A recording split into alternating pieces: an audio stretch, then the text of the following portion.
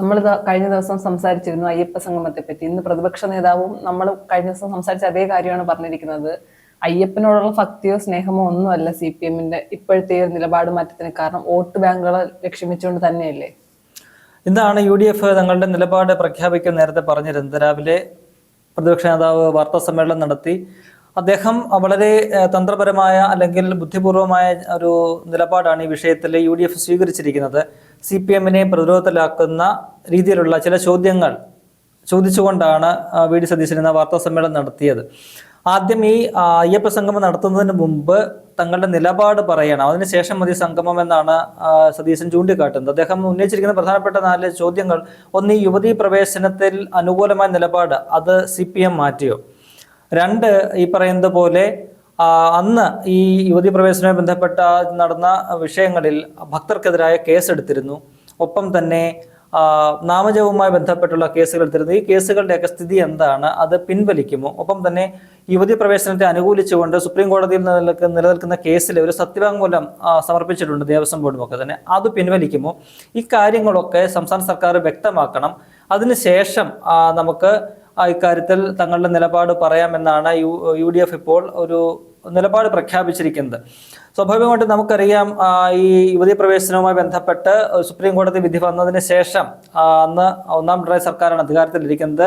CPM-ന്റെ നേതൃത്വത്തിലുള്ള സർക്കാർ അന്ന് സ്വീകരിച്ച നിലപാട് എന്താണെന്ന് നമ്മുടെ മുന്നിലുള്ള കാര്യമാണ്. അതുമായി തുടർന്നുണ്ടായ കേരളത്തിൽ മൊത്തത്തിൽ വലിയ പ്രക്ഷോഭങ്ങൾ, കേരളത്തെ ഒരു സമരഭൂമികയായിട്ട് CPM മാറ്റിയെടുക്കുന്ന ഒരു സാഹചര്യം നമ്മൾ കണ്ടു. അന്ന് ആ നിലപാടിന് അല്ലെങ്കിൽ സുപ്രീം കോടതി വിധിക്ക് അനുകൂലമായ നിലപാടായിരുന്നു ഈ CPM ഉൾപ്പെടെയുള്ള പാർട്ടികൾ, ഭരണപക്ഷത്തെ പാർട്ടികൾ സ്വീകരിച്ച. ഒരു സർക്കാരിനെ സംബന്ധിച്ച് സുപ്രീം കോടതിയുടെ വിധി നടപ്പിലാക്കണമെന്ന് നമുക്ക് പറയാം. ആ ഒരു ഭാഗത്തെ നമുക്ക് അംഗീകരിച്ചാൽ പോലും CPM എന്ന് പറയുന്ന രാഷ്ട്രീയ പാർട്ടി ആ നിലപാട് എന്താണ്, യുവതീ പ്രവേശനത്തിൽ, ശബരിമലയിലെ യുവതീ പ്രവേശനത്തിൽ സ്വീകരിച്ച നിലപാട് എന്നത് വളരെ പ്രധാനപ്പെട്ട ഒരു കാര്യമാണ്. അതിനകത്ത് അവർ യുവതീ പ്രവേശനത്തെ അനുകൂലിക്കുകയായിരുന്നു തുടക്കം മുതൽ ചെയ്തത്.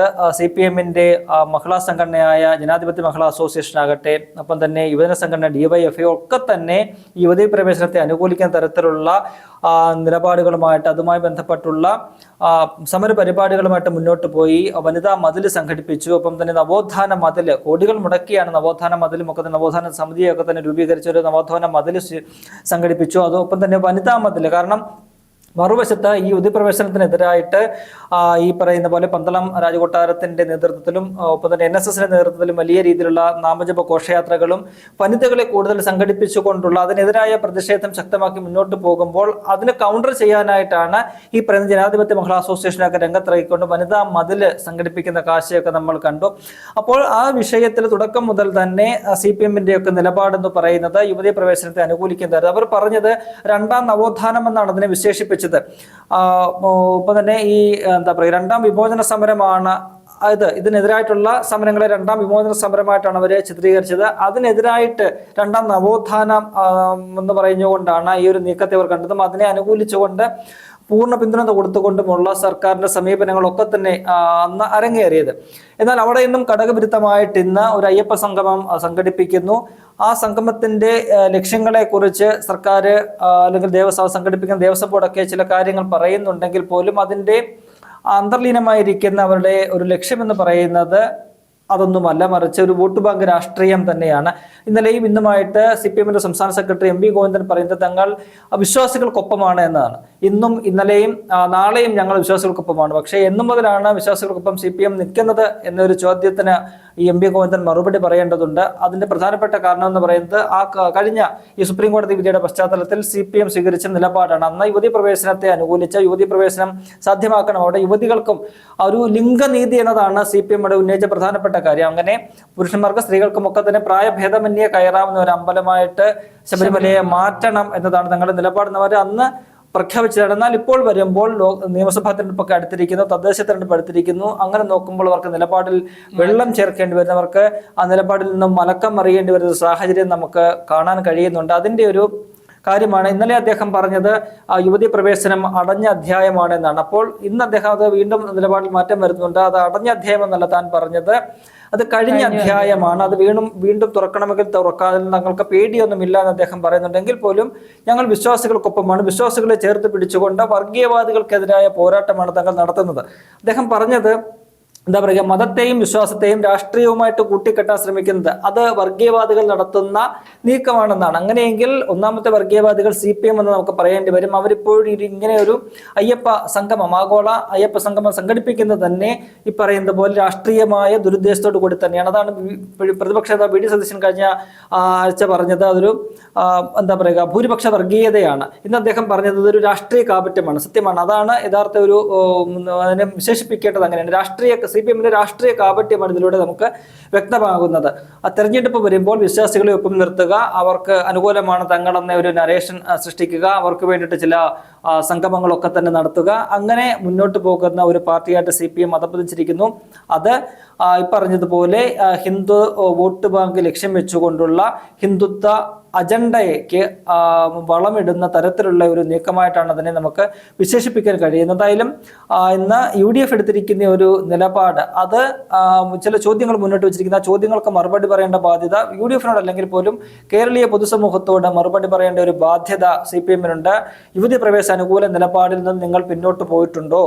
യുവതി പ്രവേശനത്തെ അനുകൂലിച്ചുകൊണ്ട് നിങ്ങൾ അല്ലെങ്കിൽ ദേവസ്വം ബോർഡ് കൊടുത്തിരിക്കുന്ന സത്യവാങ്മൂലം അത് നിങ്ങൾ പിൻവലിക്കാൻ തയ്യാറാണോ? ഒപ്പം തന്നെ നാമജപ ഘോഷയാത്രയുമായി ബന്ധപ്പെട്ട് അല്ലെങ്കിൽ വിശ്വാസികൾക്കെതിരെ എടുത്ത കേസുകൾ, ആ കേസുകളുടെ സ്ഥിതി നിലവിലെ എന്താണ്? ആ കേസുകളൊക്കെ തന്നെ പിൻവലിക്കുമെന്ന് നേരത്തെ പറഞ്ഞിരുന്നതാണ്. ഇതുവരെയും പല കേസുകളും പിൻവലിച്ചിട്ടില്ല. ധാരാളം കേസുകൾ ഇപ്പോഴും വിശ്വാസികൾക്കെതിരെയുണ്ട്. ആ കേസുകളൊക്കെ തന്നെ നിങ്ങൾ എപ്പോൾ പിൻവലിക്കും? എന്താണ് ആ കാര്യത്തിലെ നിലപാട്? വളരെ പ്രധാനപ്പെട്ട ചോദ്യങ്ങളാണ്. ഈ സത്യവാങ്മൂലവുമായി ബന്ധപ്പെട്ട് ചോദിക്കുന്നത്, ഈ 2011 UDF സർക്കാർ അധികാരത്തിലിരിക്കുമ്പോൾ അല്ലെങ്കിൽ ഉമ്മൻചാണ്ടി സർക്കാർ അധികാരത്തിലിരിക്കുമ്പോൾ അന്ന് ദേവസ്വം ബോർഡിന്റെ അധ്യക്ഷൻ പ്രയാർ ഗോപാലകൃഷ്ണനാണ്. അദ്ദേഹം അധ്യക്ഷനായിരിക്കെ ദേവസ്വം ബോർഡ് സമർപ്പിച്ച സത്യവാങ്മൂലം എന്ന് പറയുന്നത് യുവതി പ്രവേശനത്തിന് എതിരായിട്ടുള്ള നിലപാടാണ് സ്വീകരിച്ചത്. ആ സത്യവാങ്മൂലം പിൻവലിച്ചുകൊണ്ടാണ് പിണറായി വിജയൻ സർക്കാർ അധികാരത്തിൽ വന്നതിന് ശേഷമുള്ള ദേവസ്വം ബോർഡിന്റെ അധ്യക്ഷന്മാര് യുവതി പ്രവേശനത്തെ അനുകൂലിച്ചുകൊണ്ട് ഉള്ള സത്യവാങ്മൂലം സമർപ്പിക്കുന്നത്. അത് ഈ കേസുമായി ബന്ധപ്പെട്ട വാദത്തിനിടയിൽ സുപ്രീം കോടതിയുടെ ജഡ്ജിമാര് പല ഘട്ടത്തിലും രൂക്ഷമായിട്ട് ചോദിച്ചിട്ടുണ്ട്, നിങ്ങൾ ഇങ്ങനെ ഓരോ സർക്കാർ മാറുമ്പോഴും നിങ്ങളുടെ നിലപാട് ഇങ്ങനെ മാറിക്കൊണ്ടിരിക്കുകയാണ്, ദേവസ്വം ബോർഡിന്റെയും സർക്കാരിന്റെ നിലപാടുകൾ ഇങ്ങനെ മാറുന്നത് എന്തടിസ്ഥാനത്തിലാണ്, അതെങ്ങനെ മാറ്റാൻ കഴിയുമെന്ന് ചോദിക്കുന്നുണ്ട്. വലിയ രീതിയിൽ രൂക്ഷമായ വിമർശനം ആ വിഷയത്തിൽ LDF സർക്കാരിന് അന്ന് കേൾക്കേണ്ടി വന്ന ഒരു സാഹചര്യമുണ്ട്. അപ്പോൾ അന്ന് UDF സർക്കാർ സ്വീകരിച്ച ഒരു നിലപാടുണ്ട്, യുവതി പ്രവേശനം വേണ്ട, അതാണ് സത്യവാങ്മൂലം കൊടുത്തിരുന്നത്. ആ സത്യവാങ്മൂലം പിൻവലിച്ചുകൊണ്ടാണ് പിന്നീട് യുവതി പ്രവേശനത്തെ അനുകൂലിച്ചുള്ള ഒരു സത്യവാങ്മൂലം സമർപ്പിക്കുന്നത്. ഇപ്പോൾ വീണ്ടും ഈ അയ്യപ്പ സംഗമത്തിന് മുന്നോടിയായിട്ട് ആ സത്യവാങ്മൂലം പിൻവലിച്ചുകൊണ്ട് മറിച്ചൊരു സത്യവാങ്മൂലം സമർപ്പിക്കാനുള്ള നീക്കങ്ങൾ ദേവസ്വം ബോർഡ് അധ്യക്ഷന്റെ ഭാഗത്തു നിന്നും ഉണ്ടാകുന്നു. അതിനുള്ള ശ്രമങ്ങൾ, നിയമോപദേശമൊക്കെ അദ്ദേഹം തേടിക്കൊണ്ടിരിക്കുകയാണ്. അപ്പോൾ ആ വിഷയത്തിൽ കൂടി CPM മറുപടി പറയണം. CPM ഒരു രാഷ്ട്രീയ പാർട്ടിയാണല്ലോ, ഈ സർക്കാരിന് നേതൃത്വം കൊടുക്കുന്ന പാർട്ടിയാണ്. അപ്പോൾ CPMന്റെ രാഷ്ട്രീയമായ നിലപാട് എന്താണ് ഈ വിഷയത്തിൽ? യുവതി പ്രവേശന നിലപാടിൽ ആ സത്യവാങ്മൂലം തങ്ങൾ പിൻവലിക്കുന്നുണ്ടോ എന്നുള്ള കാര്യം പൊതുസമൂഹത്തോട് പറയാൻ ഈ വിശ്വാസികൾ അവർ പറയുന്ന, വിശ്വാസികളെ അഡ്രസ് ചെയ്യുന്നുണ്ടല്ലോ, അവര് വിശ്വാസികളുടെ ഒപ്പമാണ് തങ്ങളെന്ന് പറയുന്നുണ്ട്. അപ്പോൾ വിശ്വാസികളുടെ ഒപ്പം നിൽക്കുന്നുണ്ടെങ്കിൽ, അല്ല വിശ്വാസികളുടെ ഒക്കെ തന്നെ നിലപാടുകൾക്കൊപ്പം നിൽക്കുന്നുണ്ടെങ്കിൽ ഈ വിഷയത്തിൽ എന്താണ്, ഈ സത്യവാങ്മൂലം തങ്ങൾ പിൻവലിക്കുമോ അല്ലെങ്കിൽ സത്യവാങ്മൂലത്തെ എതിർക്കുന്നുണ്ടോ എന്ന് CPM അവരുടെ രാഷ്ട്രീയമായ നിലപാട് എന്താണെന്ന് പറയാൻ അവർ ബാധ്യസ്ഥരാണ്. അത് MD ഗോവിന്ദൻ പറയേണ്ടതാണ്. ഒപ്പം തന്നെ ഈ 20-ാം തീയതി നടക്കുന്ന അയ്യപ്പ സംഗമത്തിന് മുന്നോടിയായിട്ട് ദേവസ്വം ബോർഡ് ഇത്തരമൊരു നീക്കം നടത്തുമോ അല്ലെങ്കിൽ ഈ സത്യവാങ്മൂലം പിൻവലിച്ചുകൊണ്ട് പുതിയ സത്യവാങ്മൂലം സമർപ്പിക്കുമോ എന്നുള്ള കാര്യങ്ങളൊക്കെ തന്നെ അറിയേണ്ടതുണ്ട്. അതൊക്കെ തന്നെ ഈ പറയുന്ന അതിന് മുന്നോടിയായിട്ട് ഈ സത്യവാങ്മൂലം മാറ്റുന്നുവെങ്കിൽ അത് അവരെ ഹിന്ദു വിശ്വാസികളെ ഒക്കെ തന്നെ കയ്യിലെടുക്കാൻ വേണ്ടിയിട്ട് അവരെ ഒന്ന് അപ്പീസ് ചെയ്യാൻ വേണ്ടിയിട്ടുള്ള ഒരു നീക്കം മാത്രമാണ്. അതിനകത്ത് എത്രത്തോളം ആത്മാർത്ഥത ഉണ്ടാകുമെന്ന് നമുക്ക് കാത്തിരുന്ന് കാണാം.